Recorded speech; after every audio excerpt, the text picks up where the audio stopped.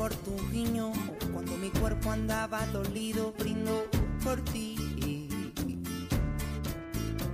Por los corazones sin relleno, por la gente todoterreno, brindo por ti. Es momento de abordar nuestro tema del día, lo hablamos al comienzo. Vamos a hablar de la diabetes y además vamos a hablar de la Asociación Civil Nadia, que está por cumplir dentro de muy poquito su 10º aniversario, que trabaja muchísimo en la ciudad y además logró la ley de diabetes que se aplica en todos lados y es modelo internacional, y por eso estamos con ella para hablar del tema. Ella es la presidenta de Nadia. Estamos hablando de Nidia Farad, que está con nosotros en los estudios. Vamos a hablar de la diabetes y también de las actividades de Nadia.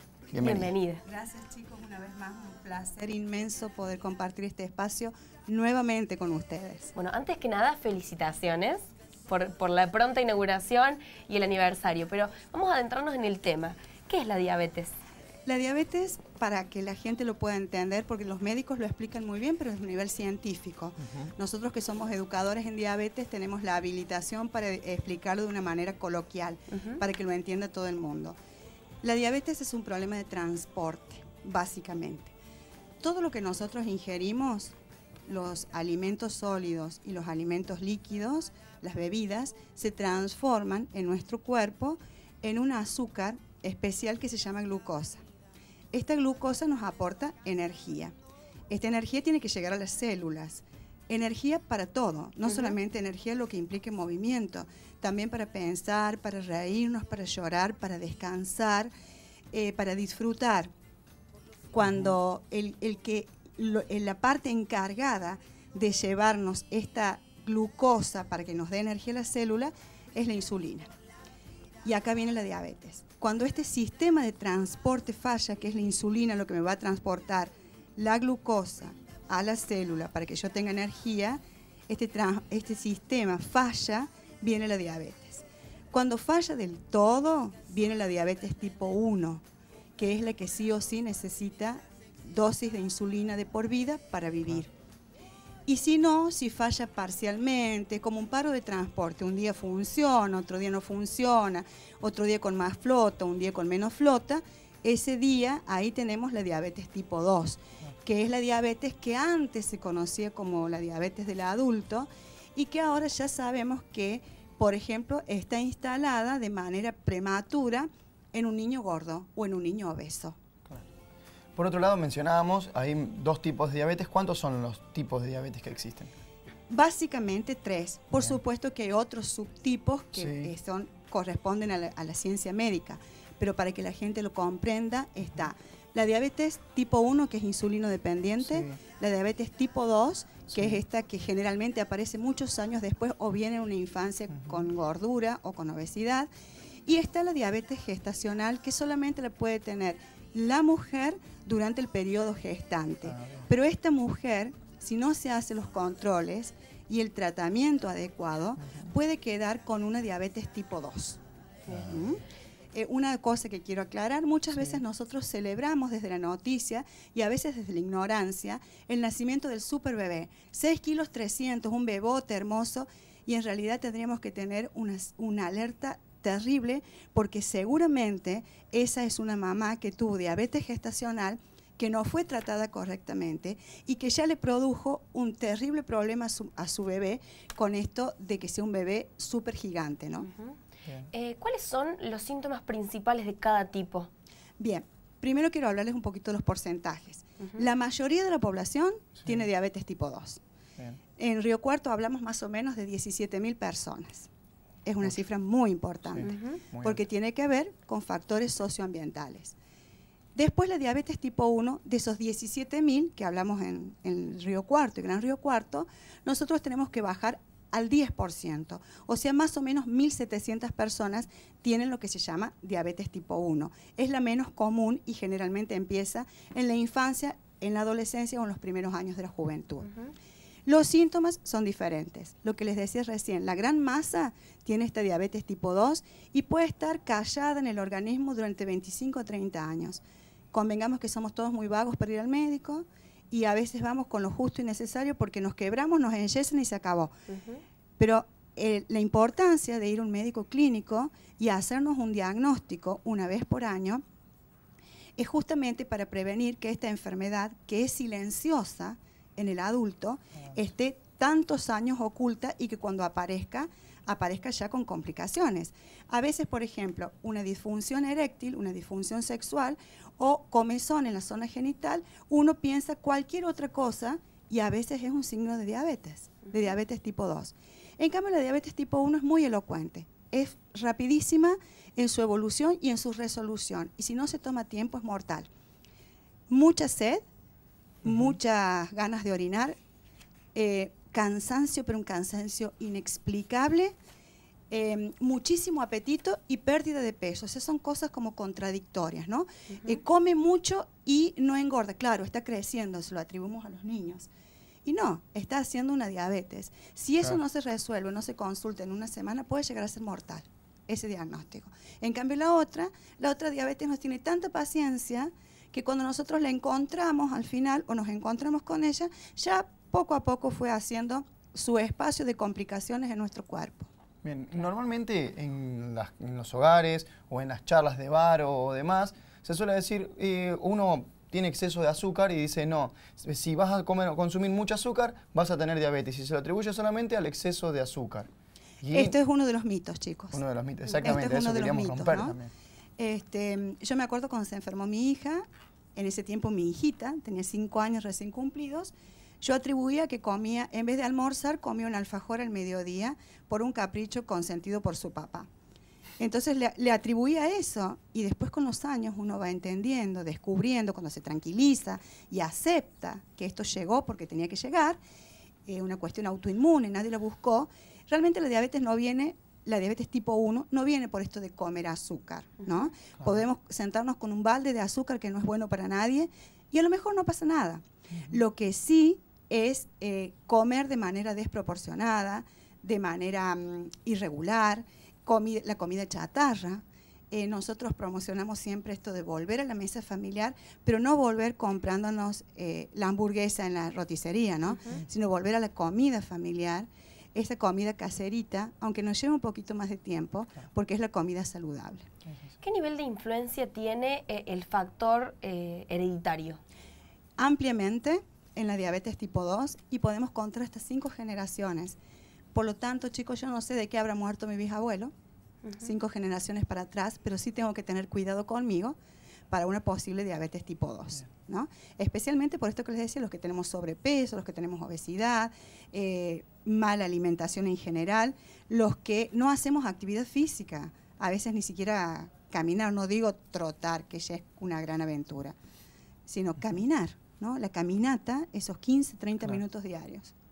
Bien, Nidia, por otro lado se destacan muchas enfermedades a causa de la diabetes. Algunas que terminan con situaciones inesperadas, como es alguna amputación yendo a casos extremos. Pero hay otras también que muchas veces las podemos tener y son silenciosas en el cuerpo hasta que, una vez complicado el diagnóstico, nos damos cuenta. Exactamente.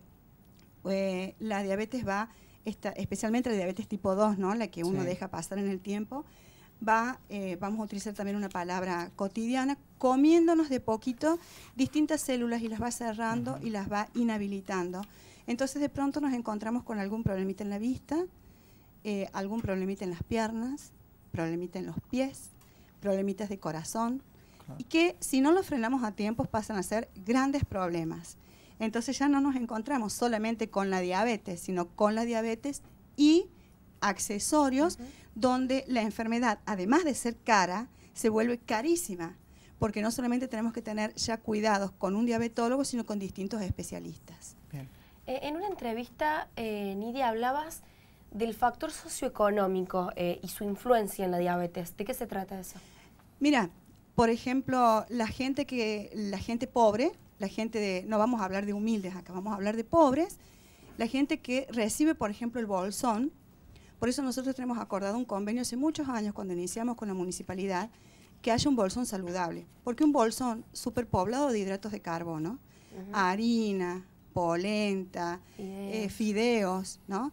Arroz, el exceso de hidratos de carbono hace que nosotros engordemos.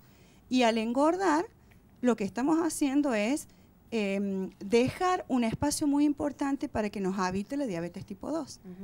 En cambio, si comemos más variadito, que ya sé que es imposible por ahí, carne roja, pescado, pollo, pero a veces entre nuestras posibilidades priorizamos y reducimos las harinas, sin lugar a dudas vamos a estar alejando este espectro, este fantasma que nos asola a todos. Claro. Bien, ¿y algún desequilibrio alimenticio? Es decir, aquellos que quizás son vegetarianos, aquellos veganos y demás, ¿tienen alguna consecuencia en base a llevar adelante, por llamarlo de alguna forma, esta cultura alimenticia respecto a la diabetes?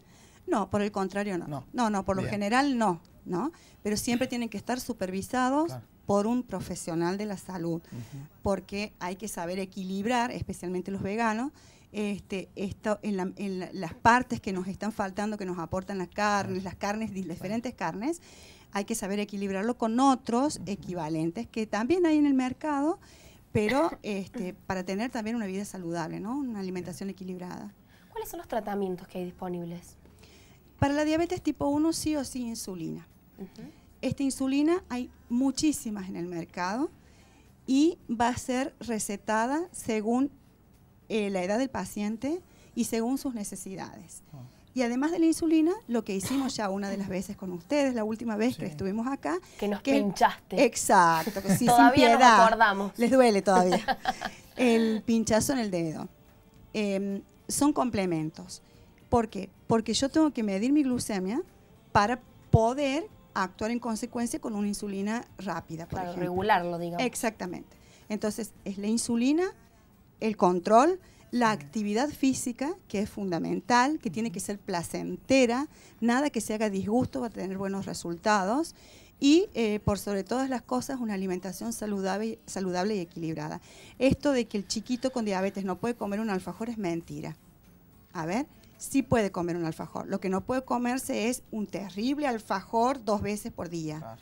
¿Está? Claro. Pero sí, los que en la época de mi nena eran los alfajorcitos chiquitos de 10 centavos, imagínense, ya ni la moneda existe, pero estamos hablando de algo muy chiquitito que es para darse un gusto. Seguro. Y hay que buscar la hora y las condiciones para comerlo. Sí. Y el tratamiento de la diabetes tipo 2, en algunos casos se hace con insulina, que no es insulino dependiente, sino insulino requiriente, que requiere esa insulina para tratarse, y con hipoglucemiantes o con medicación oral que se toma en distintas horas del día según prescripción médica. Perfecto. Me quedé pensando cuando dijo 17.000 personas, como para orientar a la gente sería 3 veces la localidad de San Pacho, o sea, de habitantes. ¿Sí? Son 5.000, entre 5.000 a 6.000 habitantes. Así es. Son 3 veces la localidad de San Pacho para tener en cuenta lo que pasa en la ciudad de Río Cuarto, para referirnos aquí. Si hiciéramos el espectro, lo ampliáramos a la región, seguramente, bueno, vamos a encontrar también en Argentina hablamos casos. de 5 millones, ¿no? De casi 5 millones. Que somos. ¿Ese número incluye la gente que tampoco está diagnosticada? Sí, también. Bien. También. Claro. Nosotros hablamos que de esos 17.000, aproximadamente 8.500, 8.000 caminan por la calle ya con el problema de diabetes sin saber que tienen diabetes. Claro. Y como no van al médico, entonces nosotros nos sentamos en lugares estratégicos del centro o de los barrios para hacer controles y de pronto pasan y tienen una glucemia de 400 y te dicen, no, yo no soy diabético. Entre 70 y 110 o 70 y 100 según el criterio del médico. ¿Y a qué dicen? Perdón, Luli, ¿qué dicen en ese momento? Cuando ustedes se encuentran con valores extremadamente altos. No puede ser, no, yo no soy diabético. No le estamos diciendo que es diabético. Nosotros estamos diciendo que vaya al médico. Claro. Porque a nosotros no nos corresponde de ninguna manera diagnosticar, ¿no? Pero sí hacer una derivación. Lamentablemente se corrobora. Entonces después vienen y dicen, ustedes tenían razón, ustedes me descubrieron, ustedes son los culpables. Y no, en realidad fuimos los responsables de que le hiciéramos una prueba, que usualmente no se hace la gente porque, por esto que les decía hace un rato, ¿no? Que perdemos esta cultura de ir al médico. ¿Puede ser que en algún momento por algún factor ambiental o por alguna otra causa nos den valores más altos, pero en realidad no padezcamos la enfermedad? Es medio difícil, ¿no? Bien. Es medio difícil. Por lo tanto, esto ya sería problema de una resolución de carácter médica, o sea, de un profesional de la salud. Pero sí yo te diría que a veces por un medicamento, por ejemplo, por un corticoide, vos podés tener una falsa diabetes, ¿sí? Pero esto es motivo del seguimiento de un profesional. Ahora, no existe, chicos, la diabetes nerviosa y esto está instalado, todavía no logramos erradicarlo entre la gente. Yo tengo la diabetes nerviosa. No, usted tiene diabetes. Claro. Punto. Es como decir, tengo un embarazo nervioso. No, usted está embarazada. Claro. ¿Está? Entonces, no existe la diabetes nerviosa. ¿Puedo tener factores que me ayuden a elevar la glucemia? También. Es cierto que cuando se nos eleva la glucemia, y a veces contribuimos al estrés comiéndonos todo.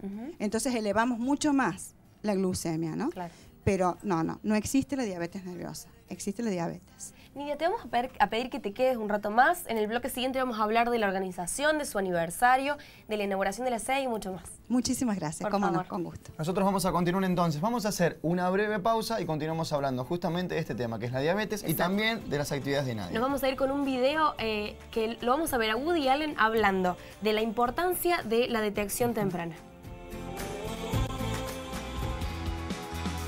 Hi, this is Woody Allen, and I wanted to let you know that I have a message about diabetes, a terrible, terrible disease. About 300 million people in the world suffer from it, and of those 300 million, about 4 million are Spanish people. That's quite a few people. It's an incurable disease, but can definitely be managed, provided you diagnose it early. You got the best shot if you diagnose it early, and then the disease can be well managed through your lifetime. Almost half the terrible things that can result from it are avoidable if you just stay on the ball and go for your checkup and pay attention to what your doctor tells you. You can make a big dent in the terrible toll that diabetes takes, so really pay attention to it.